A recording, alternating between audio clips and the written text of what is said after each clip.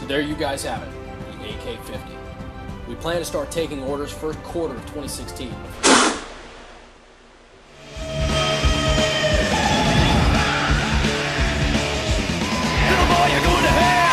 What's going on, guys? It's been a little while, probably it's almost 4 months now since the last time we've done an AK-50 update, and you guys are already starting to hit my Instagram, Facebook, and YouTube comment sections asking if we decided to quit the project, if I have died. So I figured it's time for another AK-50 update. A lot has happened since the last time we have made a video. We need another one of these. So, last time we left off, we were starting to prototype the V3, I believe. We were just starting some of the machining, the barrel extension, things like that. The V3 was the pre-production prototype, basically a prettied up version of the thing that we had already done with the V1 prototype. We've made some changes. We did the V2, but we never got around to actually machining it. We made too many changes, and we just decided to, okay, let's stop calling that the V2, and let's start calling it the V3. So the V3 was our cleaned up version, and I'll put up a rendering here, or Delance will rather, put up a rendering here of what the V3 was going to look like.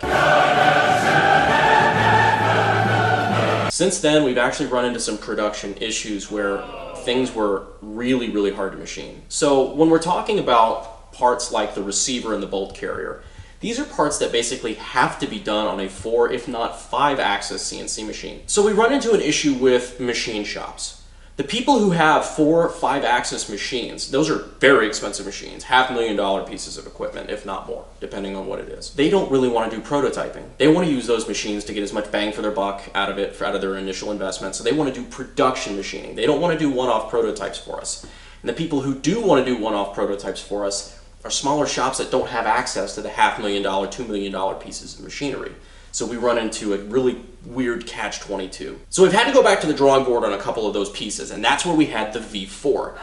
Yes, we're on the V4. Technically, we're actually on the V5. I'll get to that later. It's been a really long couple of months, guys. I'll catch you up, don't worry. So the V4, we did something kind of interesting, and this, I was actually really proud of this because this was kind of cool. So we're running into an issue where these parts were way too complicated to machine, so we wanted to make them simpler to machine, that way they're cheaper in production, but also make it so that people can do it on 3-axis machinery.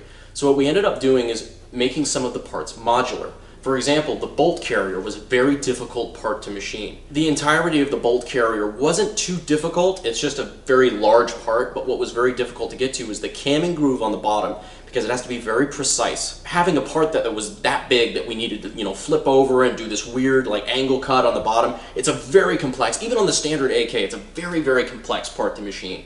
So on the AK-50, just make it, twice as big and 4 or 5 times as expensive, and that's what you ended up with.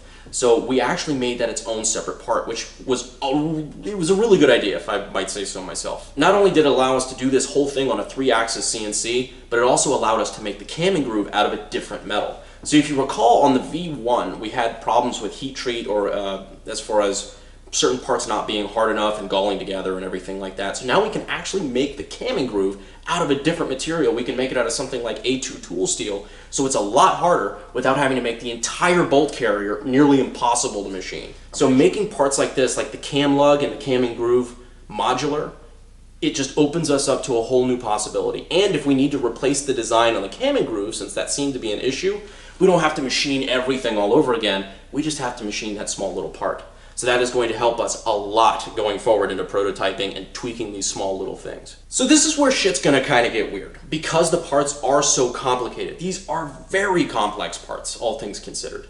And especially if you don't have fixtures to do them in production, just to do them as a prototype, it's very, very complicated. So we're looking into some alternative methods that I actually have been very excited about, because this is stuff that wasn't necessarily an option 30 years ago. So we're looking into options for some of the non-essential parts, not non-essential, but less load-bearing, like the bolt carrier, for example. We're looking at doing direct metal laser sintering, basically 3D printing for metal, which is great for prototypes because you can just take it from the CAD model directly onto a machine like this. They're still expensive machines, but you don't have to worry about angles and bits and tools and all sorts of things, because what it actually does is it's called additive manufacturing. And this is some nerdy shit, by the way. I'm going to get down in the weeds of some nerdy shit, so if you guys don't like nerdy shit, you should probably scrub toward the end of the video or just skip it altogether, go back to playing Halo or some shit. So this is engineer time, all right? Humor me. Direct metal laser sintering or additive manufacturing, all those different methods, well, DMLS specifically is a type of additive manufacturing where they take layers of some sort of metal powder and basically take a laser that, for lack of a better term, welds a 2D shape of what you need built, and it does that layer by layer, kind of like a 3D printer does, except instead of depositing the plastic from an extruder, it swipes over, puts a new small layer of metal over it, and laser welds or laser sinters the actual shape of what you need. So it's kind of like a layer by layer print system, but you're able to print metal like stainless steel, titanium, Inconel, all sorts of really crazy shit. If you guys haven't seen it before, you really ought to go check it out. This is phenomenal shit, and it wasn't available to us 20, 30 years ago. So this is very, very, very cool to be able to take advantage of things like this for modern prototyping. So there's a couple things, metal injection molding, a couple other things that we're looking into as far as getting a rapid prototyping out of some of the non-essential parts. The essential parts, like, or excuse me, more of the load-bearing parts, like the bolt and the barrel extension and whatnot, we're still going to CNC machine out of billet parts, billet steel, just for strength purposes. Like our barrel extension is done out of A2 tool steel, because between the bolt and the barrel extension, those are the two most critical parts, because that's where the actual explosion is held, between, you know, the bolt locking into the barrel extension.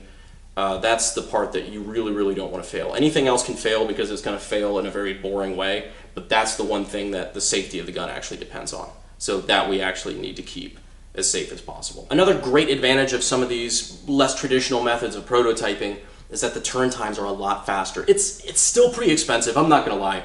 These really set me back a lot of money when we're doing the prototypes. That's why it's kind of taken a little while. We don't really have a huge budget. Really, it's just me, guys. Like, I don't have any crazy multi-million-dollar investors or anything like this. This is a passion project for me, and I hope we make money with it and everything like that. But really, this is my name that's writing on it, so I'm really just trying to get this right.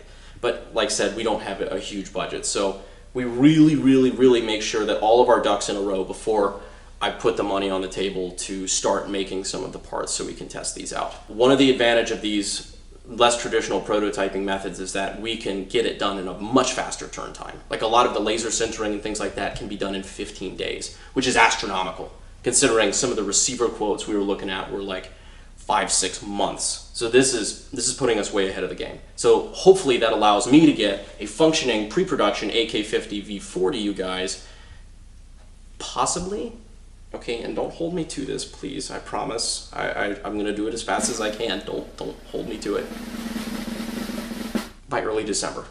I'm really, really going to try to have a functioning pre-production prototype by early December. So we're going to see, basically, long story short on all of this, I have tried incredibly hard to get this stuff done in the best way possible, in the most accurate, quality way possible, to get it to you guys as quickly as possible, because I know you guys want to see this, and I know I don't want to be that guy who is promising, and it comes out 10 years later or some shit like that, if it ever comes out at all. So we really are trying to move this forward to get this done, because I promise you one thing: unless I'm hit by a bus, this AK-50 is going to get done, period.